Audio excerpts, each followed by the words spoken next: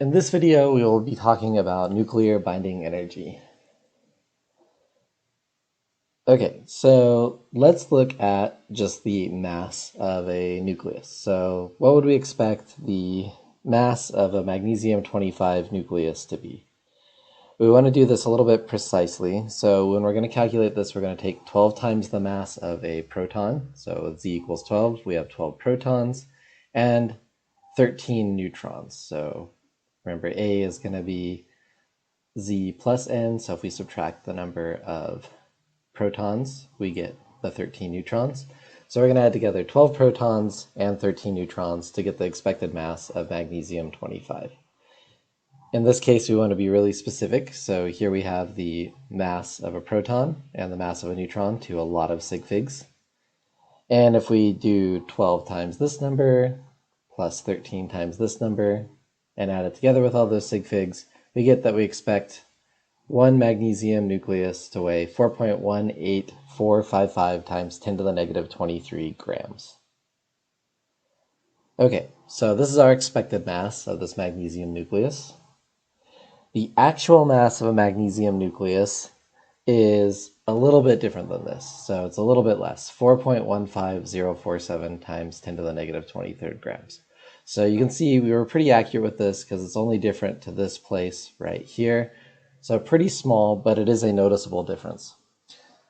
Since protons and neutrons are fundamental particles, we don't expect there to be this kind of deviation when we add these together. So we need to think about what's going on here. So we have this difference between the expected mass and the actual mass. It's about 3.4 times 10 to the negative 25th grams. And what happens? Why is it lower than expected? Some of these details will come from quantum physics, but there is something that's important for us as chemists. So the big question here is, where did this extra mass go?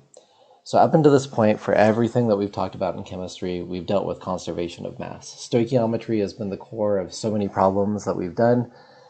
And the whole point of stoichiometry is that if we have something, we can't just magically lose it. And yet here, at the most fundamental level, when we're looking at a nucleus, we can see we are suddenly not accounting for a little bit of the mass from the protons and the neutrons.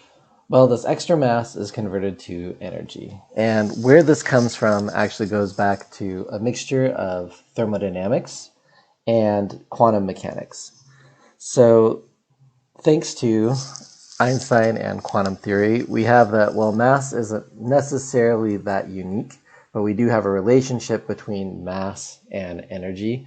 You may recall that a mass in motion has some wavelength, and we can associate that with some type of energy, and that's this classic equation right here. So what's happening in this case when we make the new nucleus, the mass that we get isn't equal to the mass of the actual fundamental particles, and that difference is accounted for by a release in energy. So we can calculate this energy using this equation, E equals mc squared. So we'll plug in this mass difference, and there's the speed of light squared. You'll notice one thing here for the mass. We do have to convert this to kilograms. That comes from SI units. So the SI unit for mass is in kilograms, not grams. So if we want to get this into joules, we have to make sure that we convert everything to kilograms. And we get this energy value of 3.07 times 10 to the negative 11 joules. So again, remember we must use kilograms for mass. And we can think about what this means here. So this means that when we form a magnesium nucleus from protons and neutrons, we're actually going to release a little bit of energy for every nucleus. So this 3 times 10 to the negative 11th joules. Seems like a kind of small amount, but let's put this into some context. So there's our binding energy. Another way to think about this, rather than the energy released, this would be the energy required to break up magnesium into the protons and neutrons, so to pull it all apart. And so if we think about this in sort of larger terms, so a mole of magnesium-25, so remember this value here, 3 times 10 to the negative 11, is for one nucleus. So a mole of this will just multiply by Avogadro's number. A mole of magnesium-25, this is going to be about 25 grams. So this is about as heavy as a AA battery.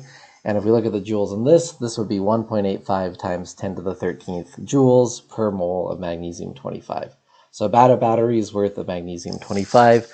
In order to break it up, it would take this much energy, or in order to form it, it would release this much energy. So how much energy is that? Well, to compare, that's about as much energy as in 400 metric tons of gasoline. So these binding energies are actually no joke. They might look small for one individual nucleus, but when you add this up on a molar level, the energy release from forming 1 mole of magnesium from the fundamental particles is about as much as 150,000 gallons of gasoline. Another way we think about these is going to be in the binding energy per nucleon. So there, again, our binding energy for 1 atom. There's our binding energy for 1 mole. So what would the binding energy be per nucleon of magnesium-25? Yeah, so it'll be something like C. This is fairly simple. Magnesium-25, remember, is made of 25 nucleons. So we have the protons and the neutrons that make that mass number.